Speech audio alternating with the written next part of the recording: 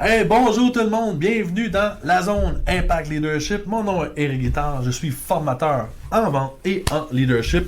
Cette semaine, deuxième partie de l'épisode Next Level. C'est quoi notre prochain niveau? Avec mon ami Christopher Salador.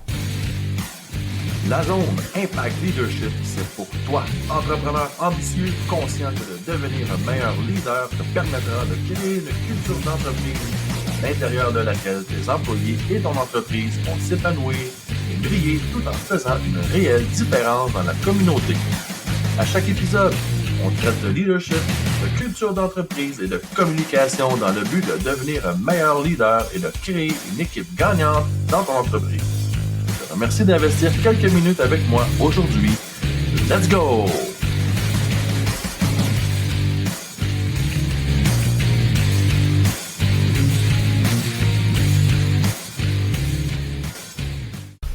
Fait que là, moi, je vais te poser la question avant même qu'on débute. Mon cher Eric, je te prends de court. C'est quoi ton next level? Mon next level. Je suis en train de réaliser littéralement le rêve de ma vie présentement. Explique-nous ça. OK? Je suis en train de mettre sur pied le projet qui me mijote depuis des années et des années. Ça fait des années que mon projet d'affaires, il se promène, il pivote, il se promène. Puis là, il revient à la base, à l'essentiel. Puis pour le comprendre, faut revenir à quand moi, j'ai découvert l'entrepreneuriat. Moi, j'étais un enseignant secondaire avant. Mm-hmm. Il n'y a pas moins entrepreneur qu'un prof, là. OK? Un prof, ça a un salaire annuel. Ça a un salaire annuel, puis j'étais permanent, donc, tu sais, une job garantie, tu manques pas d'ouvrage. S'il y a une place dans la vie qu'on manque pas d'ouvrage, j'étais à l'école. Il manque de profs, puis il y a trop d'élèves. Bref, puis je suis pas dans le milieu entrepreneurial du tout, mes parents n'avaient pas de business, puis tu sais, moi j'ai vraiment été élevé, genre, les vendeurs, tu sais, c'est des crosseurs, puis la vente c'est pas pour nous autres, puis moi je suis né avec des croyances qui m'amenaient à croire que je pouvais pas aller dans la vente. Croyance limitante? C'est une limitante solide. Bref, j'ai jamais osé vraiment essayer la vente parce que c'était pas ça, tu sais. J'allais faire mon bac en sciences. J'ai enseigné des sciences au secondaire pendant 14 ans. J'ai eu beaucoup de fun, mais à la fin, il a fallu que je m'en aille ailleurs, je fasse d'autres choses. Puis pendant mes 7-8 dernières années comme enseignant, il y a quelqu'un qui est venu, une collègue de travail à ma blonde, qui est venue nous présenter un projet d'affaires. Mm-hmm. C'est un MLM, donc Multi-Level Marketing, là, marketing de réseau. C'est quel C'était Amway. OK. Pour les vieux de la vieille, là, Amway, c'est un des plus vieux MLM qui existent. Puis il y a des milliers de millionnaires qui sont faits là-dedans. Puis c'est un super beau modèle d'affaires. Bref, j'ai commencé à étudier les modèles, les systèmes d'affaires, ces choses-là. Puis surtout, j'ai commencé à me former. J'ai commencé à lire, à écouter des audios, parce que Amway, ce qui était trippant là-bas, c'est qu'il y avait un système de formation continue automatique. C'est-à-dire que tu payais tant par mois, puis tu recevais un CD de conférence qui était enregistré, puis tu avais un livre du mois qui venait avec, puis tu avais une paire de billets pour aller à une conférence à chaque mois. Oui, OK, tu sais qu'on a des conférences à moi, il y en a qui vont dire hey, ça va l'air d'une secte, puis tout. Bon, tu peux toujours tout prendre dans le sens que tu veux, OK? Moi, ce que je voyais sur scène, c'était des entrepreneurs qui avaient réussi puis qui avaient atteint des niveaux de rêve que je voulais atteindre moi avec. Je voulais créer de quoi de différent pour ma famille. Je voulais atteindre la liberté financière. Des mots que j'avais jamais appris avant. Comme prof, tu parles pas de liberté financière. OK? C'est pas quelque chose qui est possible, qui est faisable. Fait j'ai découvert ces choses-là à travers Amway. Puis j'ai découvert la puissance du développement personnel. Je suis tombé en amour avec le développement personnel à ce moment-là. Puis là, plus je lisais, puis plus j'apprenais, puis plus je me disais, Colin, je serais bon dans la vente. Il me semble que j'ai les qualités, il me semble que j'ai tout ce qu'il faut. Puis quand j'ai décidé de faire mon changement de carrière et me diriger vers la vente, ça a été un no-brainer. C'est ça, là, parce que je voulais un job qui n'avait pas vraiment de plafond salarial. Tu sais, si tu exploses tes ventes, ben c'est toi qui récoltes en bout de ligne. Fait que je suis parti là-dedans, fait que j'ai vraiment appris à aimer la vente, puis je voulais mon entreprise, mais j'ai zéro base, zéro pin bar. Fait que ça part de là. L'idée d'un système de formation continue dans lequel tu n'as pas besoin de te casser la tête. À chaque mois, tu as de quoi faire. C'est là, c'est prepaid, c'est disponible, puis tu y vas, puis tu n'as pas d'excuses, puis tu fonces là-dedans. Fait que c'est ça qui mijote depuis toutes ces années-là. Et aujourd'hui, la technologie étant rendue ce qu'elle est, c'est de plus en plus facile à faire. En plus. C'est de plus en plus facile à faire. C'est quoi...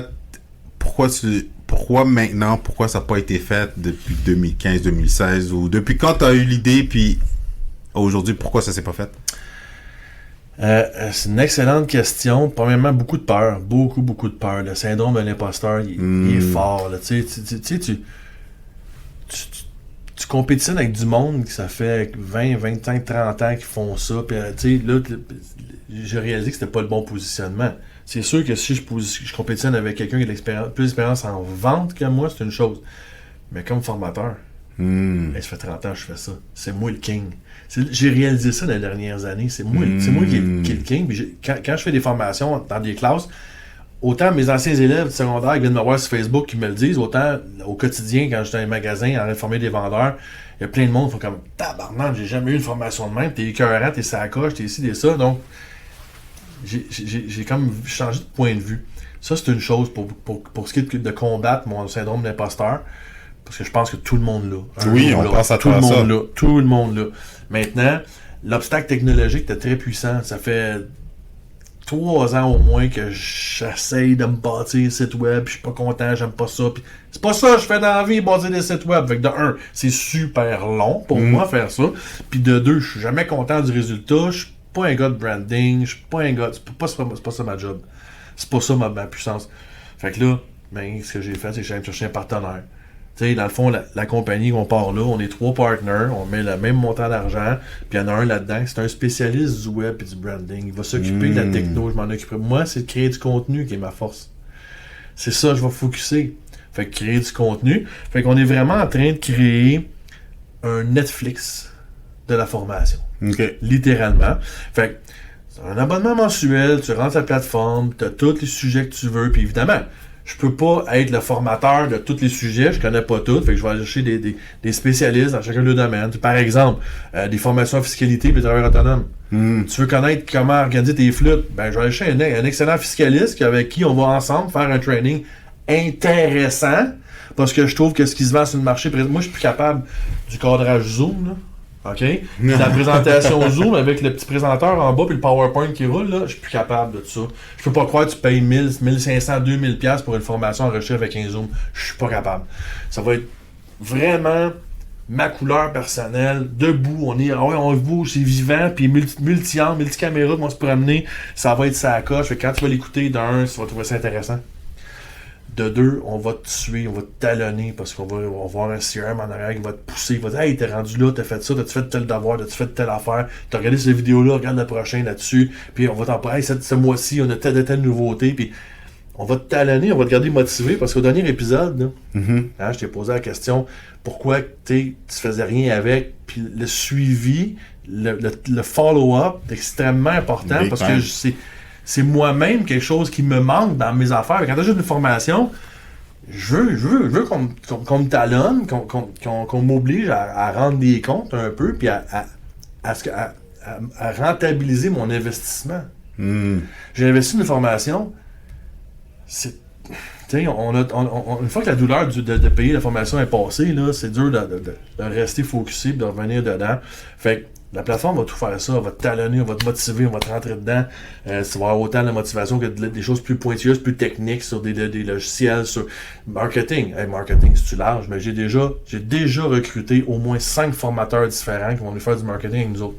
Avec toutes leurs spécialités. Il y en a qui sont forts sur le web, il y en a qui sont plus forts en ligne, il y en a qui sont plus... Puis tout entrepreneur va y trouver sa niche.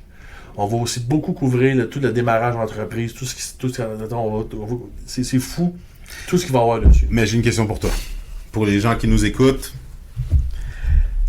puis on veut ton backstory, pas ton backstory, mais on va être authentique, c'est ça le but d'être dans la zone leadership. No BS. Tes challenges, t'en as nommé, c'était technologique, mais tu peux nous nommer 2 ou 3 challenges que tu fais face dans ton quotidien présentement, puis c'est quoi comment tu fais pour passer par-dessus? Écoute, premièrement, il faut que je fasse des choix. OK? Il faut que je fasse des choix. Parce que juste pour vous donner une idée, dans les dernières années, OK? J'ai une job à temps plein comme formateur en vente. Maintenant, j'enseigne en lancement d'entreprise au niveau professionnel. Je fais du coaching aussi, dans le fond, individuel là-dessus. T'as un podcast? J'ai un podcast chaque semaine. J'étais, dans les 2 dernières années, président de l'association de baseball. Père de 2 ou 3 enfants? J'ai 3 enfants. Mon fils joue au baseball et au hockey, donc je suis entraîneur au baseball et au hockey. J'étais président au baseball et directeur au hockey, donc question de... donc ça roule 12 mois par année depuis 8 ans. 12 mois par année, je coach, puis évidemment, printemps, automne, c'est du chevauchement, c'est 2 en même temps. Puis t'as quel âge? J'ai 49 ans, je m'entraîne 5 fois par semaine par-dessus ça. Respect. Puis, à un moment donné, ben là, il y a des projets qui, comme celui-là, entre autres, n'a pas avancé à mon goût. Fait que là, j'ai annoncé que la présidence, je laissais aller. Fait que là, je me retire de l'administration de l'association de baseball pour aller chercher du temps quelque part à un moment donné. Mais au-delà de ça aussi, j'avais pas les bons partenaires. Et là, les bons partenaires se sont présentés dans ma vie. Ironiquement, c'est 2 élèves que j'ai eu en coaching, en leadership, qui aujourd'hui, on part une business ensemble. Parce qu'on a pris nos forces, on a fait « Hey, moi je suis bon là-dedans, hey, moi je suis bon là-dedans, parfait. » Et là, les planètes se sont alignées. Donc, ça a enfin parti de ma tête à le plan concret, le plan sur papier, avec les bons partenaires. Parce que ça, c'est extrêmement important. À un moment donné, tout seul, là, ça devient rough. Et, mettons, tu dis « Ok, je vais payer une compagnie pour développer ma plateforme web. » Je l'avais pas le 10, 15, 20 000 que ça prenait pour le faire. Mais là, un de mes partenaires qui investit dans la compagnie est lui-même un spécialiste de ça. Donc, c'est plus les mêmes frais. Là. C'est plus le même coût de mettre tout ça en lien. Fait que, encore une fois, c'est de passer par-dessus cette espèce de manque, de peur, de manque d'abondance, puis de vouloir tout garder. Regarde, OK, on va être 3, on va mettre tous les 3 de l'argent. Et oui, après ça, les revenus sont splités en 3, puis c'est parfait. J'aime mieux avoir le tiers d'une tarte de 10 millions que le 100% d'une tarte de 40 piastres. De rien du tout. Ou de rien du tout. De rien du tout. Fait que c'était ça aussi beaucoup pour moi, avoir les bons partenaires, puis que les planètes se sont enfin alignées, mais je suis 100% convaincu que la seule et unique raison pourquoi j'en suis rendu là aujourd'hui, c'est à cause des actions que j'ai posées de façon quotidienne depuis 2 ans. Quand la pandémie a frappé, puis que du jour au lendemain, je me suis ramassé sur la subvention salariale du gouvernement Trudeau. J'avais un salaire qui rentrait, mais j'avais pas de mandat à la job, j'avais rien à faire à la maison. C'est pas vrai que je m'en restais là à rien faire. Puis j'ai décidé de commencer à lancer mon coaching, puis ci, puis ça, puis ça a commencé à avancer. Puis là, les podcasts, à travers... je suivi les formations de Marco Bernard, qui était vraiment un gars au Québec qui fait la bonne formation sur lancer des podcasts. Fait que là, puis... j'ai commencé à écouter beaucoup de podcasts, fait qu'à aimer le médium, à aimer l'affaire, puis je dis, OK, mais je veux que le monde entende ma voix, fait que là, je me sens ça le podcast, mais c'est grâce à mes capsules sur YouTube, sur Facebook et le podcast que j'ai eu ces gens-là qui m'ont contacté et dit, hey, j'ai besoin de toi comme coach.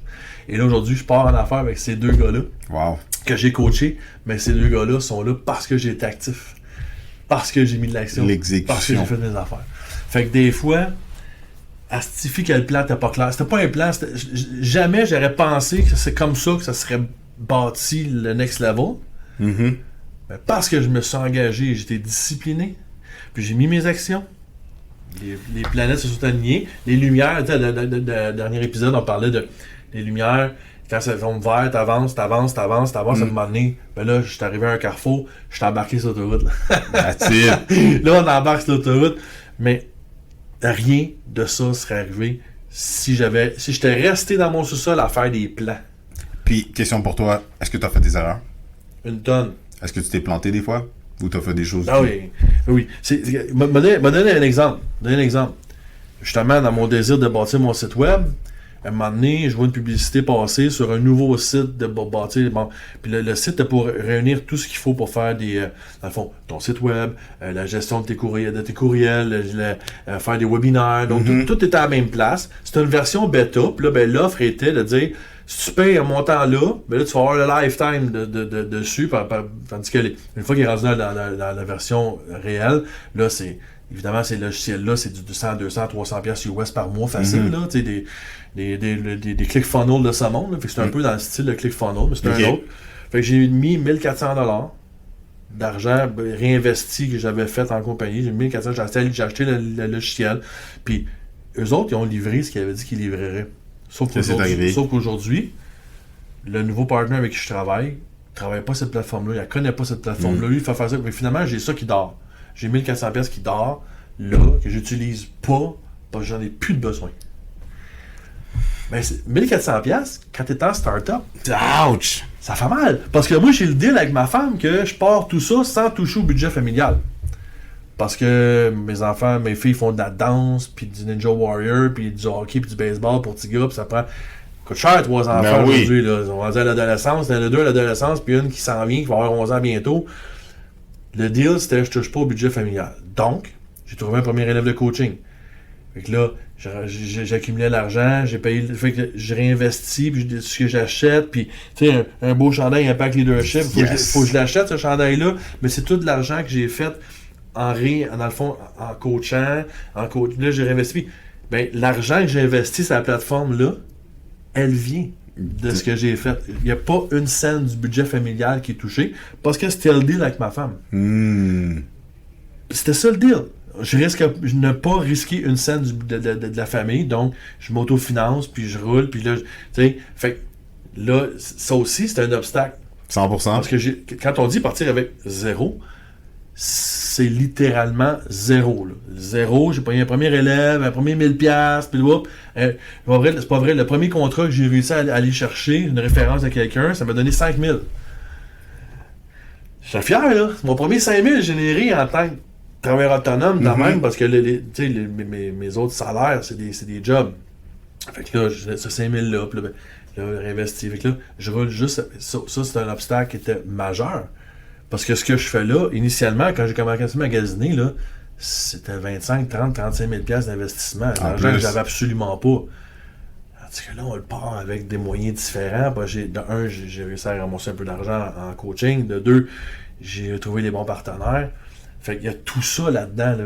Partir avec 0. Fait que ceux qui me disent qu'ils sont pas capables de partir en business parce qu'ils n'ont pas d'argent, calisse, bouge, fais quelque chose, puis les affaires vont arriver. La vie va te donner les occasions, va te donner ce qu'il te faut si tu bouges. Si tu bouges pas, il n'y a rien qui arrive. Tu l'as dit, mais juste pour que ça soit clair pour les gens qui nous écoutent, puis c'est ton podcast, 3 conseils que tu donnerais à des gens qui doivent commencer aujourd'hui, mais avec 0.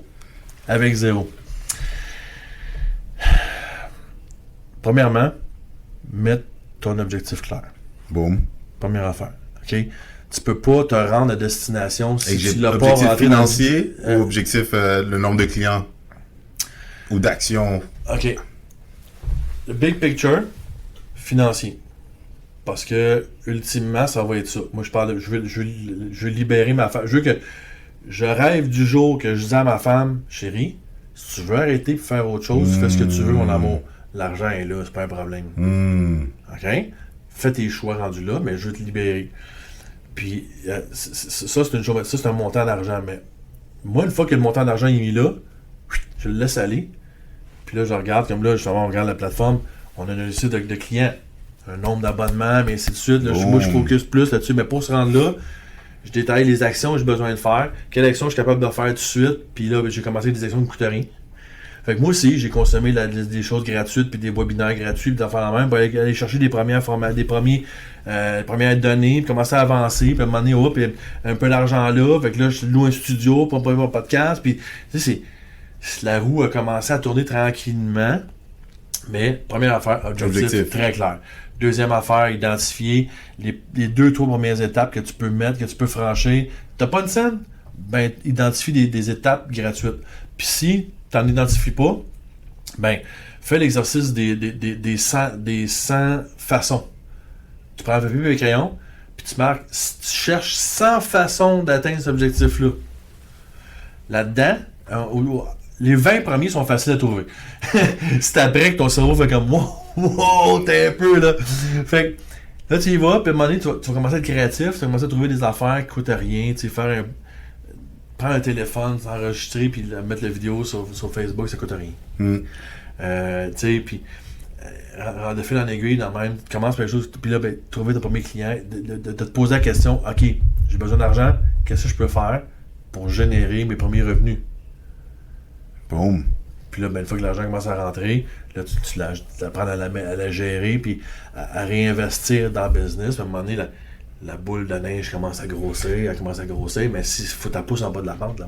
Fait que dans le fond, là, en résumé, le premier, tu l'as dit, c'est avoir des objectifs clairs. Le deuxième, identifier les prochaines étapes que tu peux faire. Ça ramène à ton challenge que tu vas expliquer tantôt, j'imagine. Le challenge, on se met dans l'action, gars. Mais puis, qui arrive à la troisième, dans le fond, c'est pas un secret, c'est passer à l'action. C'est l'action. Arrête d'avoir peur. Ben, c'est pas vrai. Excuse, je me reprends. C'est pas d'arrêter d'avoir peur. Parce que tu peux pas arrêter d'avoir peur. C'est act in spite of fear. Act in spite of uncertainty. Act in spite every fucking excuse you have. Hey, mon next level, que j'ai détaillé tantôt, j'ai peur. Je sais pas dans quoi je m'embarque. J'ai de l'incertitude. J'ai du monde qui font ça bien plus longtemps que moi. Et je suis qui, moi, pour m'embarquer là-dedans? Qu'est-ce qui va arriver à mon chiffre d'affaires? Est-ce que ça va l'affecter? But, j'ai pas le choix. Faut passer à l'action, sinon je vais manquer le bateau. Il y a rien qui va changer si tu changes rien. Il n'y a rien qui peut arriver si tu bouges pas. Tu dois absolument t'engager envers toi-même, puis foncer, puis le faire, puis t'y aller tous les jours, puis t'as signé un contrat. Moi, je me suis signé un contrat avec moi-même l'année passée. Puis j'arrive à... C'est fou. On arrive à la fin de l'année, puis je réalise que je suis là en temps, là. J'ai pas grand-chose que j'ai pas fait cette année que dans mes objectifs que je m'étais fixé, dans le contrat que je me suis signé.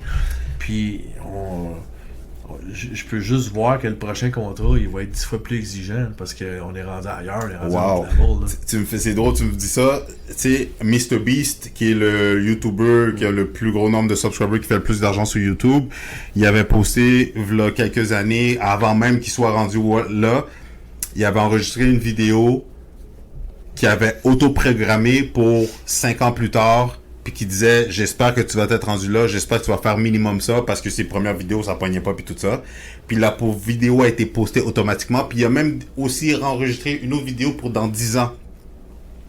Fait que ça revient à, comme tu dis, se faire un contrat.